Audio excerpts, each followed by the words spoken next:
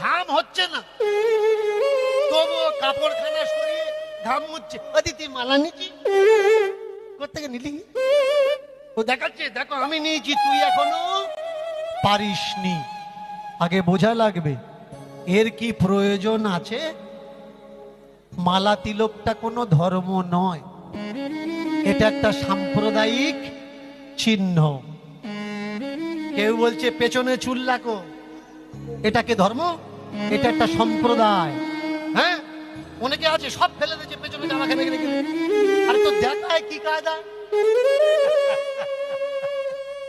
এটা একটা দল আছে। অনেকে আবার বলছে চুল লাগলে হবে না, পুরো ফেলে দাও। অনেকে বলছে শুট প্যান্ট পরো, শুট প্যান্ট কোট পরো। খ্রিস্টান, তুমি যখন চার্চে যাবে ধুতি পরে যেতে পারবে না, পাঞ্জাবি পরে যেতে পারবে না, কোট প্যান্ট পরে যাওয়া লাগবে। ওটা একটা ধর্ম, এটা কোনো ধর্ম নয়, সংকেত চিহ্ন মাত্র, এলাক পোশাক, এটা কোনো ধর্ম নয়। কেউ কেউ আবার বলছে গেরুয়া পরো, কেউ কেউ বলছে সবুজ পরো, কেউ কেউ বলছে একটা নয় একটা পরো, আবার একটা গায়ে দাও। আবার কেউ কেউ বলছে সব খুলে ফেলো। বিশ্বাস হচ্ছে না? হ্যাঁ, ধর্মের নামে উলঙ্গ হয়ে ঘুরছে। দেখুন না, তাদেরকে নাগা বাবা বল। হ্যাঁ, আমি কোনো ধর্ম জাতি মজাবকে নিন্দা করছি না। আমার মানুষ ভুল পথে পরিচালিত হচ্ছে, এটা আমার দায়িত্ব, ফ্রিডম রাইট, সাংবিধানিক অধিকার।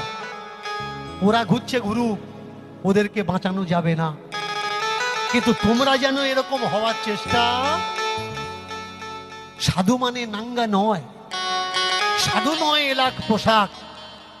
সাধু হতে গেলে লাগে সামাজিকতা, লাগে তোমার ব্যবহার।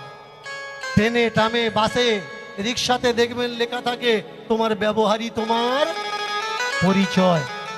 তোমার মালা তিলক কিন্তু তোমার পরিচয় নয়। হাতে করে মালা টিপছো আর ভিড়ের মধ্যে ফাঁক দেখে মালা নিয়ে গোঁজা দিচ্ছ, হবে? হবে না। বোঝা লাগবে।